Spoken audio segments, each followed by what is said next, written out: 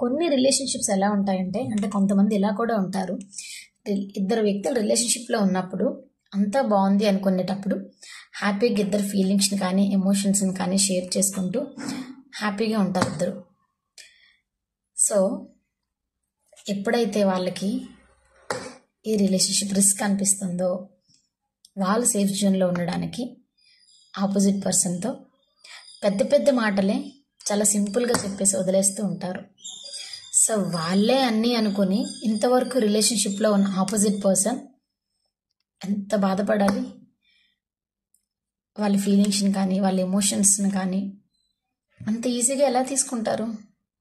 ఒక పర్సన్కి ఎమోషనల్గా కనెక్ట్ అయ్యాము అంటే ఆ బాండింగ్ ఎప్పటికీ మర్చిపోలేము.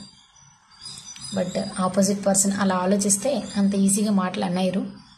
బట్ వాళ్ళు అలా కాదు కాబట్టి చాలా సింపుల్గా చెప్పేస్తుంటారు కొన్ని వర్డ్స్. మళ్ళీ చాలా పెద్ద మాటలే చాలా సింపుల్గా అనేస్తూ ఉంటారు. సో నేను చెప్పేది ఏంటి అంటే, ఈ భూమి మీద మనమే శాశ్వతం కాదు. అలాంటప్పుడు ఈ మనుషులు, బంధాలు, బంధుత్వాలు శాశ్వతమా? కాదు కదా. సో ఎప్పుడు కూడా మన హ్యాపీనెస్ని అవతల వారిలో మనం చూసుకుంటే బాధపడాల్సి వస్తుంది ఖచ్చితంగా. సో మన లైఫ్ని మనకు నచ్చినట్టు, మనల్ని మనం ఇష్టపడుతూ హ్యాపీగా ఉండడం చాలా బెటర్. ఇష్టపడండి, కాకపోతే వాళ్ళే అన్నీ అనుకుని మాత్రం ఇష్టపడకూడదు.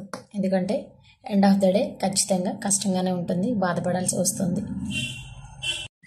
కావున ఎప్పుడు పట్టుకొనే ఉండడం కంటే కొన్నిసార్లు వదిలేసి చూస్తే చాలా బాగుంటుంది.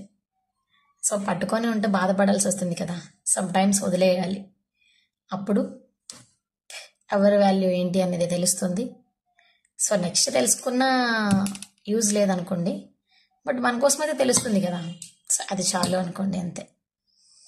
సో ఎప్పుడు పట్టుకోవడమే కాకుండా సమ్ టైమ్స్ వదిలేసి చూడండి, చాలా హ్యాపీగా ఉంటుంది. వన్స్ మనం ఒక రిలేషన్షిప్కి కనెక్ట్ అయ్యాము అంటే ఎనీ సిచ్యువేషన్ ఏదైనా కూడా ఆ రిలేషన్షిప్ అనేది మనకు తోడుగా ఉండాలి.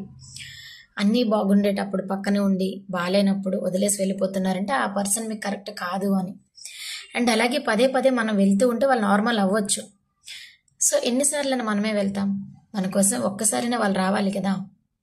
సో అలా వాళ్ళు మన కోసం ఒక్కసారి కూడా రావట్లేదు అంటే వాళ్ళకి మనం అవసరం లేదు అని, మనం లేకపోయినా వాళ్ళు ఉండగలరు అని. కాబట్టి ప్రతిసారి మనమే తగ్గి వెళ్ళకూడదు. సో మనం దాన్ని ప్రేమ అనుకుంటాం, బట్ ఆపోజిట్ పర్సన్ అలా అనుకోరు. కాబట్టి ఎవరి కోసం కూడా